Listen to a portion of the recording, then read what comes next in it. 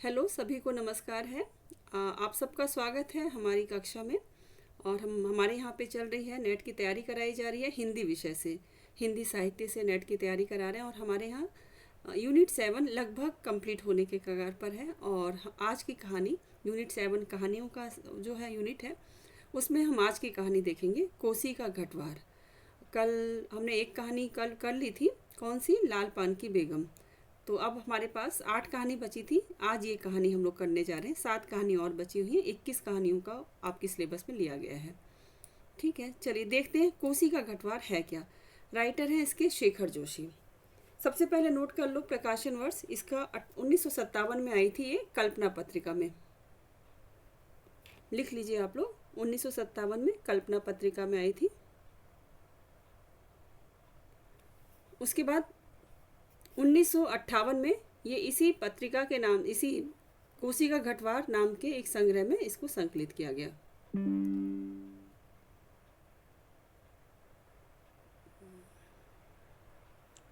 कितना वर्ष में मैम? 57 में तो बेटा उसमें आई थी। हाँ।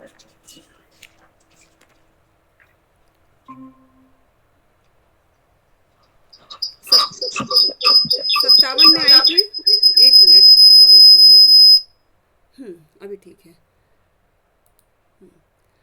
57 में आई थी, इंडिविजुअल प्रकाशित हुई थी कल्पना पत्रिका में। उसके बाद संग्रह में कब आई, तो 1958 में आई है संग्रह में। और इस संग्रह का नाम ही कोसी का घटवार रखा गया, जिसमें लगभग 11 या 10 कहानियाँ संकलित हैं। खैर ये नहीं पूछते कितनी हैं इसमें, बस एक जब कितनी कहानियाँ संकलित हैं, ज़्यादातर एक संग्रह से पूछते हैं। कौन से, मानसरोवर भाग 1 से पूछा गया है जो प्रश्न अभी तक, मानसरोवर भाग 1 जो प्रेमचंद जी का है। बाकी कितनी है ये नहीं आता, कौन सा संग्रह ये जरूर पूछा जाता है। तो चले प्रस्थान करें कहानी की ओर। कोसी का घटवार, लेखक हैं शेखर जोशी। अभी खप्पर में 1/4 से भी अधिक गेहूं शेष था। खप्पर में हाथ डालकर उसने व्यर्थ ही उल्टा पलटा और चक्की के पाटों के व्रत में फैले हुए आटे को झाड़कर एक ढेर बना दिया। बाहर आते आते उसने फिर एक बार और खप्पर में झांक कर देखा, जैसे यह जानने के लिए कि इतनी देर में कितनी पिसाई हो चुकी है। परंतु अंदर की मिकदार में कोई विशेष अंतर नहीं आया था। खस खस की ध्वनि के साथ अत्यंत धीमी गति से ऊपर का पाट चल रहा था। घट का प्रवेश द्वार बहुत कम ऊंचा था। खूब नीचे तक झुककर वह बाहर निकला। सर के बालों और बाहों पर आटे की एक हल्की सफ़ेद परत बैठ गई थी। तो अब मैं ये बता दूं कि ये कहाँ की बात हो रही है, ये दृश्य क्या है। पहला दृश्य ही आपको समझा देती हूँ कहानी का। इसमें बताया है बच्चों, कोसी का घटवार जो एक मेन कैरेक्टर है इसमें, उसी की बात चल रही है। वो अपनी आटा चक्की चलाता है, ठीक है। और आटा अभी जो 1/4 से भी अधिक गेहूँ शेष था, मतलब उसका काम अभी 1/4 से भी ज़्यादा बचा हुआ था। और वो जो चक्की थी बहुत धीमी गति से चल रही थी, ऊपर का पार्ट एकदम धीमी गति से चल रहा था। और ये जो उसके चक्की का अंदर जाने का द्वार था घट का, वो एकदम छोटा था, कम ऊंचा था। तो उसको झुक के निकलना पड़ा। और उसके पूरे शरीर पर, बालों पर, बाहों पर जो खुला भाग था, एक परत सी जम गई थी आटे की। यहाँ पे इतना बताया है। फिर खंबे का सहारा लेकर वह बुदबुदाया, जा। गाली लिखी हुई है, इसको मैं अभी उसको नहीं कर रही हूँ। सुबह से अब तक 10 पंसेरी भी नहीं हुआ।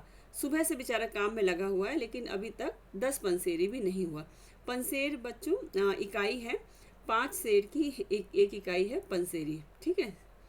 सूरज कहाँ का कहाँ चला गया है, कैसी अनहोनी बात। मतलब बहुत देर हो गई है, सूरज उदय हुआ था, अब अस्ताचल होने वाला है, अभी तक 5 पसेरी गेहूँ भी नहीं पीस पाए हैं। बात अनहोनी तो है ही, जेठ बीत रहा है, आकाश में कहीं बादलों का नाम निशान नहीं। अन्य वर्षों अब तक लोगों की धान रोपाई पूरी हो जाती थी, पर इस साल नदी नाले सब सूखे पड़े हैं। खेतों की सिंचाई तो दरकिनार बीज की क्यारियां सूखी जा रही हैं। छोटे नाले गुलों के किनारे के घट महीनों से बंद हैं। कोसी के किनारे हैं गुसाई का यह घट, पर इसकी भी चाल ऐसी कि लद्दू घोड़े की चाल को मात देती है।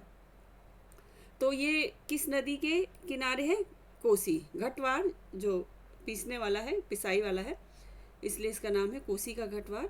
और ये कैसा है बच्चों, बहुत धीमी गति से इसकी चक्की चल पा रही है। चक्की के निचले खंड में छिच्छर छिच्छर की आवाज के साथ पानी को काटती हुई मथानी चल रही थी। तो अब आपको लग रहा होगा कि ये क्या चीज़ है। अभी इसके बारे में विस्तार से बता देती हूँ। चक्की का जो निचला खंड है ना, वो किसके आवाज़, पानी की आवाज़ के साथ मथनी चल रही है। जल में शायद ये बनाया गया है। कितनी धीमी आवाज़। अच्छे खाते पीते वालों के घर में दही की मथानी इससे ज़्यादा शोर करती है। इसी मथानी का वह शोर होता था कि आदमी को अपनी बात नहीं सुनाई देती, और अब तो भले नदी पार कोई बोले तो बात यहाँ तक सुनाई दे जाए। मतलब मशीन बहुत बहुत धीमी गति से चल रही है। आवाज़ ऐसी है कि उधर की आवाज़ इस पार सुनाई दे जाए। छप छप छप, आप देख रहे होंगे शब्द बिंब भी यहाँ दिखाई दे रहे हैं रेणु जी की तरह। पुरानी फौजी पैंट को घुटनों तक मोड़कर गुसाई पानी की गुल के अंदर चलने लगा। अब देखने गया कि क्यों इतनी धीमी चल रही है। फौजी था इसलिए फौजी पैंट पहनी हुई है इसने, और घुटनों तक मोड़ के वो देखने चला गया। कहीं कोई सुराख निकास हो तो बंद कर दे, एक बूंद पानी भी बाहर न जाए। बूंद बूंद की कीमत है इन दिनों। प्रायः आधा फलांग चलकर वह बांध पर पहुंचा। नदी की पूरी चौड़ाई को घेरकर पानी का बहाव घट की गुल की ओर मोड़ दिया गया था। किनारे की मिट्टी घास लेकर उसने बांध में एक दो स्थान पर निकास बंद किया, और फिर गुल के किनारे किनारे चलकर घाट पर आ गया। उसने जो थोड़ा बहुत उसे बन पड़ा वो सब करके देखा। अब देखते हैं। अंदर जाके उसने फिर पाटों के वृत्त में फैले हुए आटे को बुहार कर ढेरी में मिला दिया। खप्पर में अभी थोड़ा बहुत गेहूं शेष था। वह उठकर बाहर आया। दूर रास्ते पर एक आदमी सर पर पिसान रखे, पिसान मतलब आटा, उसकी ओर जा रहा था। गुसाई ने उसकी सुविधा का ख्याल कर वहीं से आवाज़ दे दी, हैं हो, यहाँ लंबर देर में आएगा। 2 दिन का पिसान अभी जमा है, ऊपर उमेद सिंह के घट में देख लो। उसने पहले मना कर दिया कि यहाँ नहीं हो पाएगा, बहुत धीमे काम हो पा रहा है। 2 दिन का भी ऑर्डर यहाँ पे जमा है। उस व्यक्ति ने मुड़ने से पहले एक बार और प्रयत्न किया। खूब ऊंचे स्वर में पुकार कर वह बोला, जरूरी है जी, पहले हमारा लंबर नहीं लगा दोगे? लंबर मतलब उनका नंबर। गुसाई होठों ही होठों में मुस्कुराया। कैसे चीखता है, जैसे घट की आवाज़ इतनी हो कि मैं सुन न सकूं। कुछ कम ऊंची आवाज़ में उसने हाथ हिलाकर उत्तर दे दिया, यहाँ जरूरी का भी बाप रखा है जी, तुम ऊपर चले जाओ। वह आदमी लौट गया। मिहल की छांव में बैठकर गुसाई ने लकड़ी के जलते कुंदे को खोदकर चिलम सुलगाई और गुड़ गुड़ करता धुआं उड़ाता रहा। अब ये चिलम पी रहा है। खस्सर खस्सर चक्की का पाठ चल रहा था। किट किट किट किट खप्पर से दाने गिराने वाली चिड़िया पाट पर टकरा रही थी। छिच्छर छिच्छर की आवाज़ के साथ मथानी पानी को काट रही थी। पूरी एक एक चीज़ का यहाँ पे चित्र खींच के रख दिया है।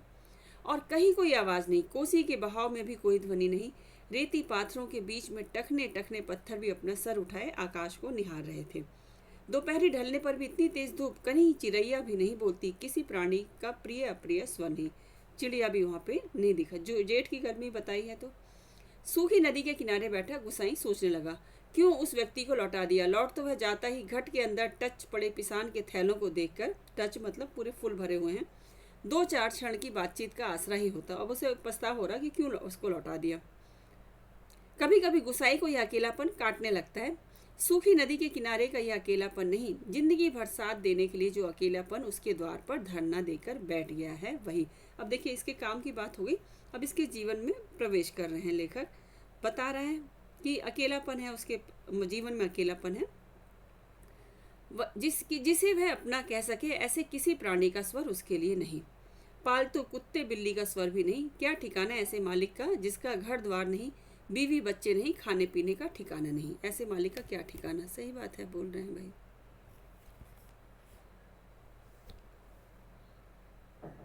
पालतू कुत्ते बिल्ली का स्वर भी नहीं। चलिए, हाँ ये तो हो गया। घुटनों तक उठी हुई पुरानी फौजी पैंट के मोड़ को गुसाई ने खोला। गोल में चलते हुए थोड़ा भाग भीग गया था। इस पर गर्मी में उसे भीगी पैंट की शीतलता अच्छी लगी। पैंट की सलोटों को ठीक करते करते गुसाई ने हुक्के की नली से मुंह हटाया। उसके होठों में बाएं कोने पर हल्की सी मुस्कान उभर आई। बीती बातों की याद गुसाई सोचने लगा। इसी पैंट की बदौलत यह अकेलापन उसे मिला है। नहीं, याद करने को मन नहीं करता। पुरानी, बहुत पुरानी बातें वह भूल गया है, पर हवालदार साहब की पैंट की बात उसे नहीं भूलती। अब अपनी पुरानी यादों में खो रहा है। अब इसके जीवन के बारे में भी आपको जानने को भी मिलेगा। ऐसी ही फौजी पैंट पहनकर हवालदार धर्म सिंह आया था। याद रखना, ये करेक्टर्स के नाम में लिखने बोलती हूँ, लिख लेना। हवलदार धर्म सिंह का नाम आया है। लॉन्ड्री की धुली नोकदार क्रीज वाली पैंट, वैसे ही पैंट पहनने की महत्वाकांक्षा लेकर गुसाई फौज में गया था। ये गुसाई नाम है ना, ये जो घुटवार है उसका नाम है गुसाई। पर फौज से लौटा तो पैंट के साथ साथ जिंदगी का अकेलापन भी उसके साथ आ गया। पैंट के साथ और भी कितनी स्मृतियां संबद्ध हैं उस बार की छुट्टियों की बात। अब हम लोग फ्लैशबैक में चल रहे हैं, जिसको हिंदी में कहते हैं पूर्व दीप्ति शैली में चलते हैं। कौन महीना? हाँ, बैसाख ही था। महीनों के नाम भी याद रखना। अभी बैसाख की बात सोच रहा है अपने पुराने जीवन का। सर पर क्रास खुखरी के क्रेस्ट वाली काली किश्ती नुमा टोपी को तिरछा रखकर फौजी वर्दी वह पहली बार एनुअल लीव पर घर आया था। अब ये फौजी था, फौज में चला गया था और एक बार एनुअल लीव पर वार्षिक छुट्टी में एक बार घर आया तो चीड़ वन की आग की तरह खबर इधर उधर फैल गई थी। बच्चे बूढ़े सभी उससे मिलने आए थे। चाचा का गोठ एकदम भर गया था, ठस्सा ठस। बिस्तर की नई एकदम साफ जगमग लाल नीली धारियों वाली दरी आंगन में बिछानी पड़ी थी लोगों को बिठाने के लिए। खूब याद है, आंगन का गोबर दरी में लग गया था। दरी बिछाई थी और कच्चा आंगन था तो गोबर थोड़ा दरी में लग गया था। बच्चे बूढ़े सभी आए थे। सिर्फ चना गुड़िया हल्द्वानी के तंबाकू का लोभ ही नहीं था, कल के शर्मीले गुसाई को इस रूप में देखने का कौतूहल भी था। पर गुसाई की आंखें उस भीड़ में जिसे खोज रही थी वह वहाँ नहीं थी। तो ये कुछ इस प्रकार का सीन यहाँ पे दिखाई दे रहा है कि वो आया है, फौज से छुट्टी लेके आया है अपने घर, तो पूरे गांव वाले उसको देखने आए हैं। सबका स्वागत किया जा रहा है, दरी बिछाई गई है, चना गुड़ और वहाँ पे। और शहर क्या है? हल्द्वानी। ये उत्तराखंड में पड़ता है बच्चों। और ये शेखर जोशी स्वयं भी उत्तराखंड से हैं, तो उनकी कहानियों में वहाँ का पुट दिखाई देता है। वो होता है, लेखक अपनी लेखनी में अपने अनुभवों को, अपनी यादों को निकाल ही देता है, उतार ही देता है। हमने जब से अभी 2 दिन हमने रेणु जी को पढ़ा, लास्ट 3 डेज से हम लोग पढ़ रहे थे, तो हम लोग बिहार की भूमि पे पहुंच गए थे और अभी हम लोग चल रहे हैं बेटा उत्तराखंड की भूमि में चल रहे हैं। तो हल्द्वानी के लोगों को तंबाकू का लोभ नहीं था, ठीक है। तो इसको जो गोसाई था सब उसको देखने आए थे कि कैसे कितना शर्मीला था गांव का युवक, अब फौज में जाने पे कैसा हो गया है। लेकिन इसकी नज़रें किसी एक को खोज रही थी जो बहुत खास थी। अब उसके बारे में सुनेंगे। नाला पार के अपने गांव से भैंस के कटिया को खोजने के बहाने दूसरे दिन लक्ष्मा आई। तो गुसाई और लक्ष्मा ये 2 इसके पात्र हैं, मेन पात्र हैं। क्या किस बहाने से आएगी? भैंस का कटिया, भैंस का बच्चा खोजने के बहाने। पर गुसाई उस दिन उससे मिल न सका। गांव के छोकरे ही गुसाई की जान को बवाल हो गए थे। बुढ़े नरसिंह प्रधान उन दिनों ठीक ही कहते थे, आजकल गुसाई को देखकर सोबनिया का लड़का भी अपनी फटी घेर की टोपी को तिरछी पहनने लग गया है। अब असर हो गया गांव के लोगों, युवाओं पे भी। ये नरसिंह प्रधान कह रहे हैं। दिन रात बिल्ली के बच्चों की तरह छोकरे उसके पीछे लगे रहते थे, सिगरेट बीड़ी या गपशप के लोभ में, कि वो सबको बीड़ी या सिगरेट पिलाएगा और गपशप करेगा। एक दिन बड़ी मुश्किल से मौका मिला था उसे। लक्ष्मा को पात पतेल के लिए जंगल जाते देखकर वह छोकरों से कांकड़ के शिकार का बहाना बनाकर अकेले जंगल को चल दिया था। गांव की सीमा से बहुत दूर काफल के पेड़ के नीचे गुसाई के घुटने पर सर रखकर लेटी लेटी लक्ष्मा काफल खा रही थी। याद रखना बच्चे, ये एक बार ये पूछा भी गया है, ये कौन सा फल है? काफल होता है शायद वहाँ पे, मैंने नहीं देखा है। पके गदराए गहरे लाल लाल काफल। खेल खेल में काफलों की छीना झपटी करते गुसाई ने लक्ष्मा की मुट्ठी भींच दी थी। टप टप काफलों का गाढ़ा लाल रस उसकी पैंट पर गिर गया था। लक्ष्मा ने कहा था, इसे यहीं रख जाना, मेरी पूरी बाह की कुर्ती इसमें से निकल आएगी पैंट से। वह खिलखिलाकर अपनी बात पर स्वयं ही हंस दी थी। पुरानी बात, क्या कहा गुसाई ने याद नहीं पड़ता, तेरे लिए मखमल की कुर्ती ला दूंगा मेरी सुवा, या कुछ ऐसा ही। क्या कह रहा है लक्ष्मा को? सुवा। पर लक्ष्मा को मखमल की कुर्ती किसने पहनाई होगी? पहाड़ी पार के रमुआ ने। ये रमुआ कैरेक्टर भी आया है जो तुरी निशान लेकर उसे ब्याहने आया था। देखो लक्ष्मा इस और ये आपस में प्रेम करते हैं, लेकिन लक्ष्मा की शादी किससे होती है? रमुआ से, जो पहाड़ी के पार रहता है, जिसके आगे पीछे भाई बहन नहीं, माई बाप नहीं। परदेश में बंदूक की नोक पर जान रखने वाले को छोकरी कैसे दे दें हम, लक्ष्मा के बाप ने कहा था। अब देखो उस समय फौज में जाने को क्या देखा जा रहा है, उनके पिताजी को, लक्ष्मा के पिताजी को ये खतरा है कि फौज में है और इसका कोई परिवार भी नहीं है, भाई बहन माई बाप भी नहीं है, तो जीवन इसका हमेशा खतरे में रहता है, तो उसको अपनी लड़की कैसे दे दें। ये देखिए, ये इस तरह की बात हम लड़की के पिताजी से सुन रहे हैं। उसका मन जानने के लिए गुसाई ने टेढ़े तिरछे बात चलवाई थी। उसी साल मंगसिर की एक ठंडी उदास शाम को गुसाई की यूनिट के सिपाही किशन सिंह ने क्वार्टर मास्टर स्टोर के सामने खड़े खड़े उससे कहा था, हमारे गांव के राम सिंह ने जिद की, तभी छुट्टियां बढ़ानी पड़ी। 10 साल उसकी शादी थी, खूब अच्छी औरत मिली है यार, शक्ल सूरत भी खूब है, एकदम पटाखा, बड़ी हंसमुख है। तुमने तो देखा ही होगा, तुम्हारे गांव के नज़दीक की ही है, लक्ष्मा, लक्ष्मा कुछ ऐसा ही नाम है। अब देखिए उसके दिल पे क्या बीती होगी। वो अपने साथी से उसके बारे में उसको सुन रहा है, लक्ष्मा के बारे में, और क्या कह रहा है उसका साथी कि उसके गांव का ही, उसके साथी के गांव का राम सिंह है। ठीक है, कि राम सिंह उसके साथी का साथी है, ये देख लीजिए। और वो बता रहा है उसका साथी कि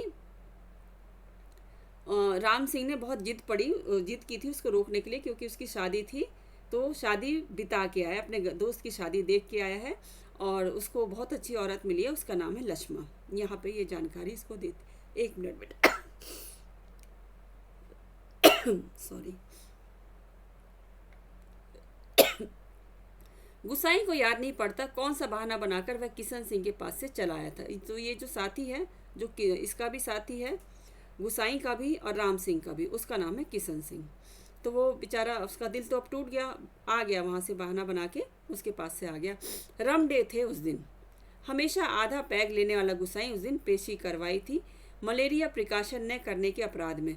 सोचते सोचते गुसाई बुदबुदाया, यहाँ भी लिख रखा है, पढ़ लीजिएगा आप लोग। गुसाई सोचने लगा, उस साल छुट्टियों में घर से विदा होने से एक दिन पहले वह मौका निकालकर लक्ष्मा से मिला था।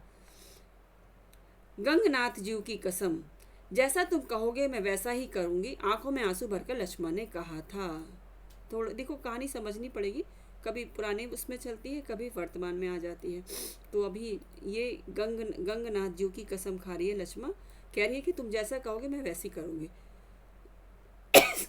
थोड़ी सी तबीयत खराब है, इसको प्लीज़ इग्नोर करिएगा। आगे, वर्षों से वह सोचता है कभी लक्ष्मा से भेंट होगी तो वह अवश्य कहेगा कि वह गंगनाथ का जागर लगाकर प्रायश्चित जरूर कर ले। ये पंक्तियाँ आई हुई हैं, ठीक है। उसने सोचा कि उसने गंगनाथ की कसम खाई थी कि जैसा कहोगे वैसा करूँगी। अब उसने वैसा नहीं किया, कहीं दूसरी जगह शादी कर ली, तो उसने सोचा कि जब भी मिलेगी तो मैं ये कहूँगा कि गंगनाथ का जागर लगाकर प्रायश्चित जरूर कर ले। देवी देवताओं की झूठी कस्में खाकर उन्हें नाराज करने से क्या लाभ। जिस पर भी गंगनाथ का कोप हुआ वह कभी फल फूल नहीं पाया, पर लक्ष्मा से कब भेंट होगी यह वह नहीं जानता। लड़कपन से संगी साथी नौकरी चाकरी के लिए मैदानों में चले गए हैं, गांव की ओर जाने का उसका मन नहीं होता। लक्ष्मा के बारे में किसी से पूछना उसे अच्छा नहीं लगता। जितने दिन नौकरी रही वह पलटकर अपने गांव नहीं आया। एक स्टेशन से दूसरे स्टेशन का वॉलंटियरी ट्रांसफर लेने वालों की लिस्ट में नायक गुसाई सिंह का नाम ऊपर आता रहा, लगातार 15 साल तक। उसकी लक्ष्मा की शादी कहीं और होने के बाद उसने 15 साल तक फौज में नौकरी की, लेकिन वो कभी गांव नहीं आया। पिछले वैसाख में ही वह गांव लौटा। 15 साल बाद रिजर्व में आने पर काले बालों को लेकर गया था, खिचड़ी बाल लेकर लौटा। लक्ष्मा का हट उसे अकेला बना गया। जिद में उसने कहीं और शादी भी नहीं कही। अब क्या हो गया है, एज थोड़ा सा ढल गई है, अब ये वापस आया है रिटायर होकर वहाँ से। आज इस अकेलेपन में कोई होता जिसे गुसाई अपनी ज़िंदगी की किताब पढ़कर सुनाता, शब्द शब्द, अक्षर अक्षर, कितना देखा, कितना सुना और कितना अनुभव किया है उसने। पर नदी किनारे यह तपती रेत, पंचक्की की खटर पटर और महल की छाया में ठंडी चिलम को निष्प्रयोजन गुड़गुड़ाता गुसाई, और चारों ओर अन्य कोई नहीं, एकदम निर्जन, निस्तब्ध, सुनसान। सोच रहा है, अपने जीवन के पन्ने पलट रहा है, और उसके एक ही मन है कि एक बार लक्ष्मा से मिलना हो जाए। और देखो आगे देखो, तुरंत उसकी इच्छा पूरी भी होने वाली है। एकाएक गुसाई का ध्यान टूटा। सामने पहाड़ी के बीच की पगडंडी से सर पर बोझा लिए एक नारी आकृति उसी की ओर चली आ रही थी। गुसाई ने सोचा वहीं से आवाज़ देकर उसे लौटा दे। कोसी ने चिकने काई लगे पत्थरों पर कठिनाई से चलकर उसे वहां तक आकर केवल निराश लौट जाने को क्यों वह बाध्य करे। दूर से चिल्ला चिल्ला कर पिसान स्वीकार करवाने की लोगों की आदत से वह तंग आ चुका था। इस कारण आवाज देने को उसका मन नहीं हुआ। वह आकृति अब तक पगडंडी छोड़कर नदी के मार्ग में आ पहुंची थी। चक्की की बदलती आवाज को पहचानकर गुसाई घट के अंदर चला गया। खप्पर का अनाज समाप्त हो चुका था। खप्पर में एक कम अन्न वाले थैले को उलटकर उसने अन्न का निकास रोकने के लिए काठ की चिड़ियों को उल्टा कर दिया। किट किट का स्वर बंद हो गया। उन्हीं जो काठ की चिड़ियां थी लकड़ी की, उसी से आवाज आ रही थी। अब किट किट का स्वर बंद हो गया। वह जल्दी जल्दी आटे को थैले में भरने लगा। घट के अंदर मथानी की छिच्चर छिच्चर की आवाज भी अपेक्षाकृत कम सुनाई दे रही थी। केवल चक्की ऊपर वाले पाट की घिसटती हुई घरघराहट का हल्का धीमा संगीत चल रहा था। तभी गुसाई ने सुना अपनी पीठ के पीछे घट के द्वार पर इस संगीत से भी मधुर एक नारी का कंठ स्वर, वही जो आ रही थी आकृति नारी की, अब यहाँ पास आ गई थी। कब बारी आएगी जी? रात की रोटी के लिए भी घर में आटा नहीं है। जो महिला आ रही थी वो उससे पूछती है, वो अभी अंदर ही है। सर पर पिसान रखे एक स्त्री उससे यह पूछ रही थी। गुसाई को उसका स्वर परिचित सा लगा। चौंक कर उसने पीछे मुड़कर देखा। कपड़े में पिसान ढीला बंधा होने के कारण बोझ का एक सिरा उसके मुख के आगे आ गया था। गुसाई उसे ठीक से नहीं देख पाया, लेकिन तब भी उसका मन जैसे आशंकित हो उठा। अपनी शंका का समाधान करने के लिए वह बाहर आने को मुड़ा, लेकिन तभी फिर अंदर जाकर पिसान के थैलों को इधर उधर रखने लगा। काठ की चिड़ियां किट किट बोल रही थी और उसी गति के साथ गुसाई को अपने हृदय की धड़कन का आभास हो रहा था। आवाज से उसको लग रहा था कि हो न हो ये लक्ष्मा ही है। घट के छोटे कमरे में चारों ओर पिसे हुए अन्न का चूर्ण फैल रहा था, जो अब तक गुसाई के पूरे शरीर पर छा गया था। इस कृत्रिम सफेदी के कारण वह वृद्ध सा दिखाई दे रहा था। स्त्री ने उसे नहीं पहचाना। उसके पूरे शरीर पर आटा लगा हुआ था। उस स्त्री ने उसको नहीं पहचाना। उसने दोबारा वही शब्द दोहराए। वह अब भी तेज धूप में बोझा सर पर रखे हुए गुसाई को उत्तर पाने को आतुर थी। शायद नकारात्मक उत्तर मिलने पर वह उल्टे पांव लौटकर किसी अन्य चक्की का सहारा लेती। दूसरी बार के प्रश्न को गुसाई टाल न पाया। उत्तर देना ही पड़ा। यहाँ पहले ही टीला लगा है, देर तो होगी, मतलब ढेर लगा है, यहाँ पे टाइम लग जाएगा, उसने दबे दबे स्वर में कहा। स्त्री ने किसी प्रकार की अनुनय विनय नहीं की। शाम के आटे का प्रबंध करने के लिए वह दूसरी चक्की का सहारा लेने को लौट पड़ी। गुसाई झुककर घट से बाहर निकला। मुड़ते समय स्त्री की एक झलक देखकर उसका संदेह विश्वास में बदल गया था। अब वो घट से बाहर आया तो देखा कि जो मुड़ के जा रही है जो स्त्री, उसको यकीन हो गया कि वो लक्ष्मा ही है। हताश सा वह कुछ क्षणों तक उसे जाते देखता रहा, फिर अपने हाथों तथा सिर पर गिरे हुए आटे को झाड़कर एक दो कदम आगे बढ़ा। उसके अंदर की किसी अज्ञात शक्ति ने जैसे उसे वापस जाती हुई उस स्त्री को बुलाने के लिए बाध्य कर दिया।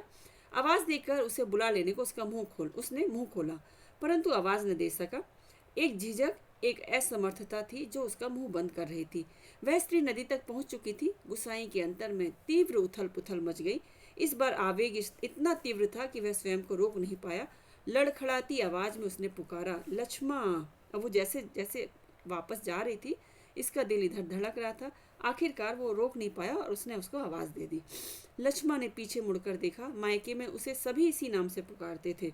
यह संबोधन उसके लिए स्वाभाविक था, परंतु उसे शंका शायद यह थी कि यह चक्की वाला एक बार पिसान न स्वीकार करने पर भी दोबारा उसे बुला रहा है या उसे केवल भ्रम हुआ है।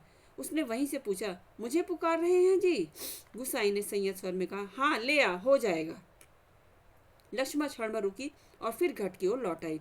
अचानक साक्षात्कार होने का मौका न देने की इच्छा से गुसाई व्यस्तता का प्रदर्शन करता हुआ मिहल की छांव में चला गया। वो नहीं चाहता था कि वो उसके पहचाने, लक्ष्मा उसको पहचाने।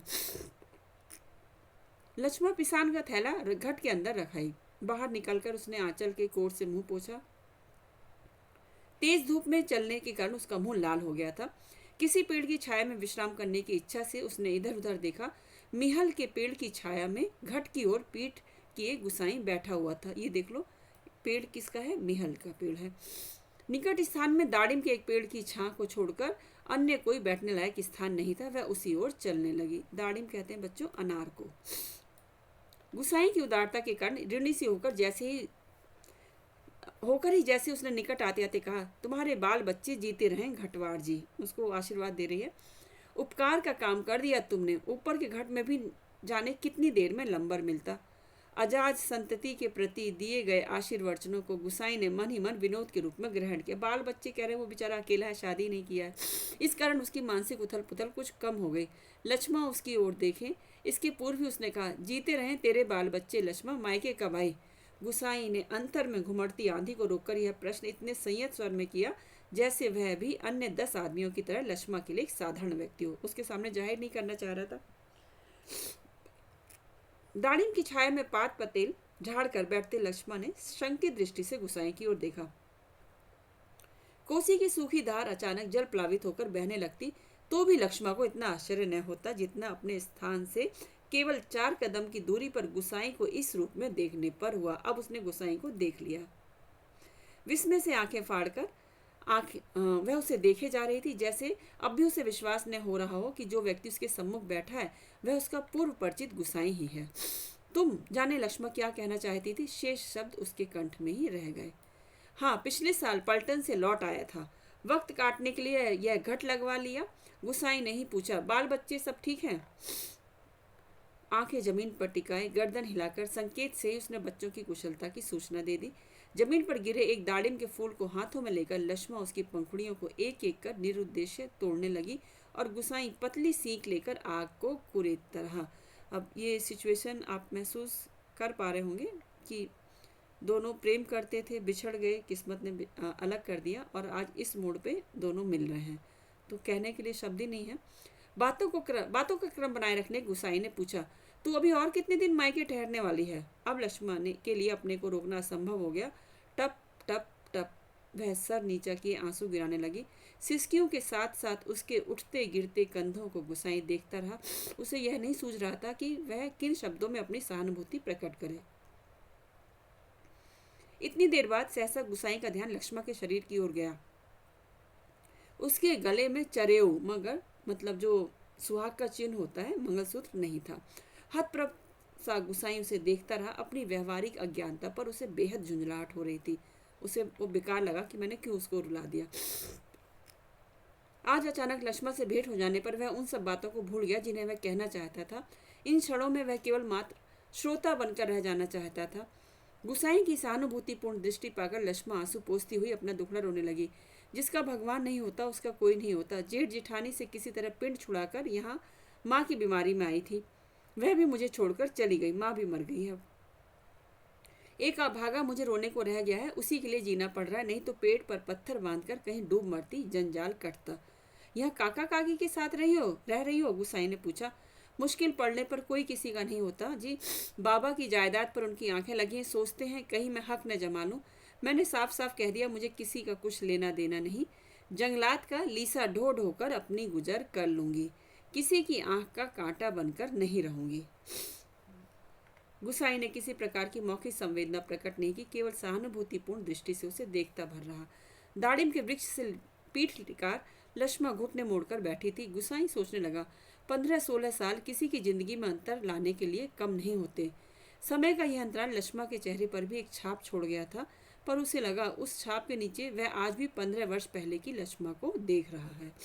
कितनी तेज धूप है इस साल। लक्ष्मा का स्वर उसके कानों में पड़ा, प्रसंग बदलने के लिए ही, जैसे लक्ष्मा ने यह बात जानबूझकर की हो। समझ ही नहीं आ रहा ना क्या बात करें इन लोगों को। और अचानक उसका ध्यान उस ओर चला गया जहाँ लक्ष्मा बैठी थी। दाड़िम की फैली फैली अध ढकी डालों से छनकर धूप उसके शरीर पर पड़ रही थी। सूरज की एक पतली किरण न जाने कब से लक्ष्मा के माथे पर गिरी हुई एक लट को सुनहरी रंगीनी में डुबा रही थी। गुसाई एकटक उसे देखता रहा। दोपहर तो बीत चुकी होगी, लक्ष्मा ने प्रश्न किया तो गुसाई का ध्यान टूटा। हाँ, अब तो 2 बजने वाले होंगे। तो अभी देखिए 2 ही बजे हैं। सुबह का उस समय दृश्य दिखाए थे कि सूरज कब से निकला था, तो मतलब अभी दिन के 2 बज रहे हैं, दोपहर के। उसने कहा, उधर धूप लग रही हो तो इधर आजा, छाँव में। कहता हुआ गुसाई एक जम्हाई लेकर अपने स्थान से उठ गया। नहीं, यही ठीक है, कहकर लक्ष्मण ने गुसाई की ओर देखा, लेकिन वह अपनी बात कहने के साथ ही दूसरी ओर देखने लगा था। घट में कुछ देर पहले डाला हुआ पिसान समाप्ति पर था। नंबर पर रखे हुए पिसान की जगह उसने जाकर जल्दी जल्दी लक्ष्मा का अनाज खप्पर में खाली कर दिया।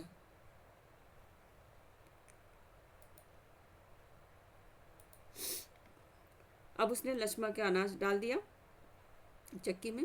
आसपास पड़ी हुई सूखी लकड़ियों को बटोरकर उसने आग सुलगाई और एक कालिख पुती बटलोई में पानी रखकर जाते जाते लक्ष्मा की ओर मुंह कर कह गया, चाय का टाइम भी हो रहा है, पानी उबल जाए तो पत्ती डाल देना, पुड़िया में पड़ी है। लक्ष्मा ने उत्तर नहीं दिया। वह उसे नदी की ओर जाने वाली पगडंडी पर जाता हुआ देखती रही। सड़क किनारे की दुकान से दूध लेकर लौटते लौटते गुसाई को काफी समय लग गया था। वापस आने पर उसने देखा एक 6-7 वर्ष का बच्चा लक्ष्मा की देह से सटकर बैठा हुआ है। ये लक्ष्मा का बेटा है। इसकी उम्र 6 से 7 वर्ष के बीच बताई है। बच्चे का परिचय देने की इच्छा से जैसे लक्ष्मा ने कहा, इस छोकरे को घड़ी भर के लिए भी चैन नहीं मिलता, जाने कैसे पूछता खोजता मेरी जान खाने को यहाँ भी पहुँच गया है।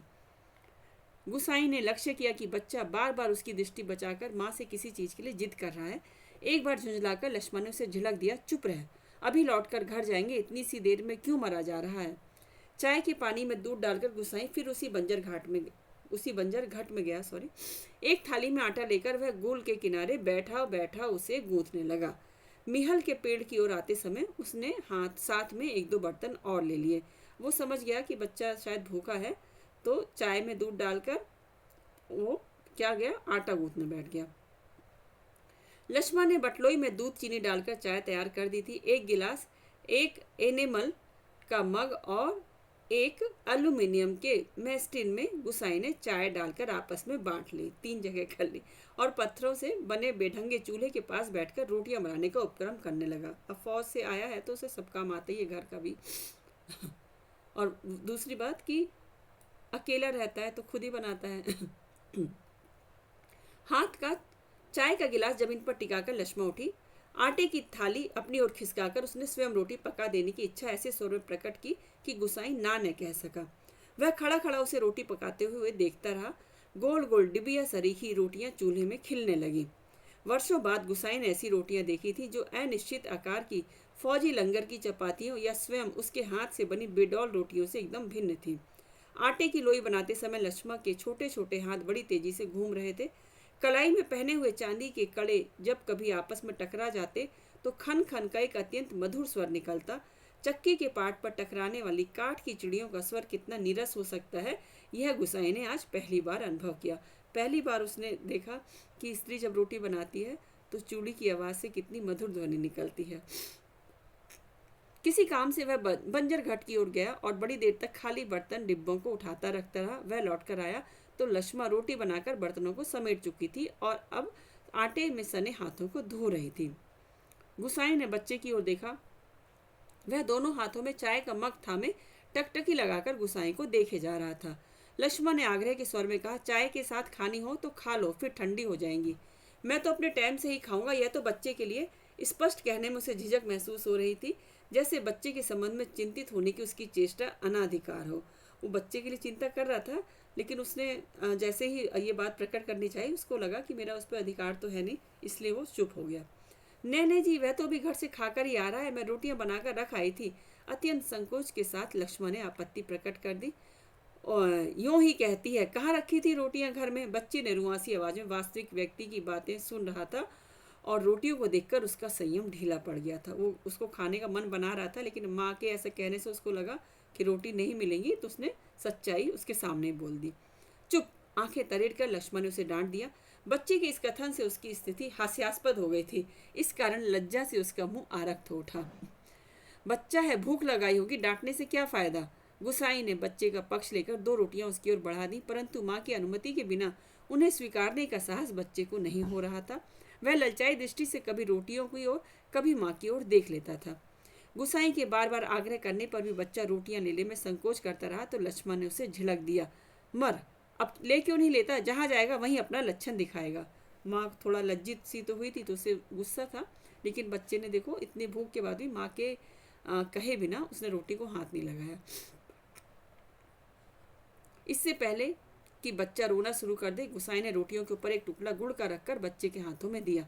भरी भरी आंखों से इस अनोखे मित्र को देखकर बच्चा चुपचाप रोटी खाने लगा और गुसाई कौतुकपूर्ण दृष्टि से उसके हिलते हुए होठों को देखता रहा। इस छोटे से प्रसंग के कारण वातावरण में एक तनाव सा आ गया था, जिसे गुसाई और लक्ष्मण दोनों ही अनुभव कर रहे थे।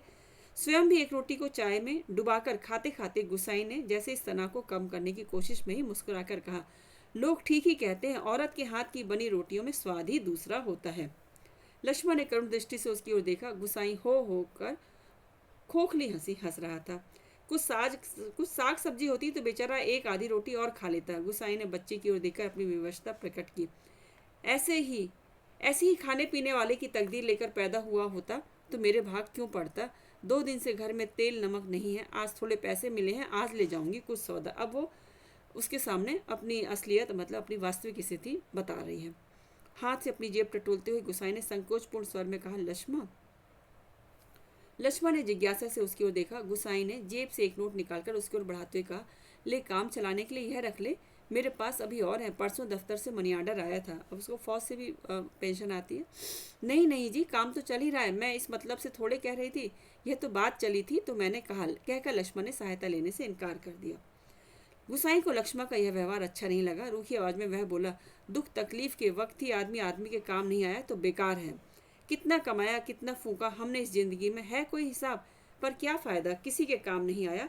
इसमें एहसान की क्या बात है, पैसा तो मिट्टी है, किसी के काम नहीं आया तो मिट्टी एकदम मिट्टी। ये इम्पोर्टेंट लाइन है, इनको याद कर लेना, एक बार देखना, ये पूछी जा सकती हैं। और इसमें कहानी का कोई नाम भी नहीं आ रहा है तो आपको जरूर कंफ्यूजन हो सकता है कि किस कहानी का है। परंतु गुसाई के स्तर के बावजूद भी लक्ष्मण अड़ी रही। बच्चे के सर पर हाथ फेरते हुए उसने दार्शनिक गंभीरता से कहा, गंगनाथ दाहिने रहें तो बुरे भले दिन भी निभ ही जाते हैं। पेट का क्या है, घट के खप्पर की तरह जितना डालो कम हो जाए। अपने पराये प्रेम से हंस बोल दें तो वह बहुत है दिन काटने के लिए। वो भी स्वाभिमानी थी, उसने नहीं लिया। गुसाई ने गौर से लक्ष्मण के मुंह की ओर देखा। वर्षों पहले उठे हुए ज्वार और तूफान का वहां कोई चिन्ह शेष नहीं था। अब वह सागर जैसी सीमाओं में बंधकर शांत हो चुका था। रुपया लेने के लिए लक्ष्मण से अधिक आग्रह करने का उसका साहस नहीं हुआ, पर गहरे असंतोष के कारण बुझा बुझा सा वह धीमी चाल से चलकर वहां से हट गया। सहसा उसकी चाल तेज हो गई और घट के अंदर जाकर उसने एक बार शंकित दृष्टि से बाहर की ओर देखा।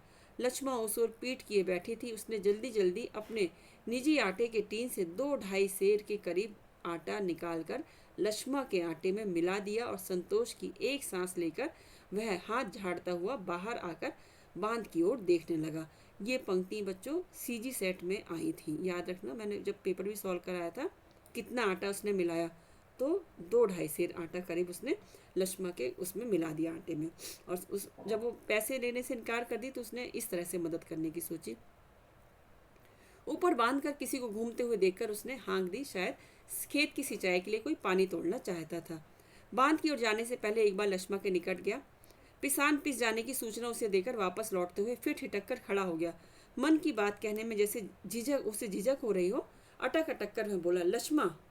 लक्ष्मण ने सिर उठाकर उसकी ओर देखा। गुसाई को चुपचाप अपनी ओर देखते हुए पाकर उसे संकोच होने लगा। वह न जाने क्या कहना चाहता है। इस बात की आशंका से उसके मुंह का रंग अचानक फीका होने लगा। पर गुसाई ने झिझकते हुए केवल इतना ही कहा, कभी 4 पैसे जुड़ जाएं तो गंगनाथ का जागर लगाकर भूल चूक की माफी मांग लेना। पूत परिवार वालों को देवी देवता के कोप से बचा रहना चाहिए। लक्ष्मण की बात सुनने के लिए वह रुका नहीं। पानी तोड़ने वाले खेतिहार से झगड़ा निपटाकर कुछ देर बाद लौटते हुए उसने देखा, सामने वाले पहाड़ की पगडंडी पर सर पर आटा लिए लक्ष्मण अपने बच्चे के साथ धीरे धीरे चली जा रही थी। वह उन्हें पहाड़ी के मोड़ तक पहुंचने तक टकटकी बांधे देखता रहा। घट के अंदर काठ की चिड़िया भी किटकिट आवाज कर रही थी। चक्की का पाट खिस्सर खिस्सर चल रहा था और मथानी की पानी काटने की आवाज आ रही थी और कहीं कोई स्वर नहीं, सब सुनसान निस्तब्ध। ये थी बच्चों कहानी।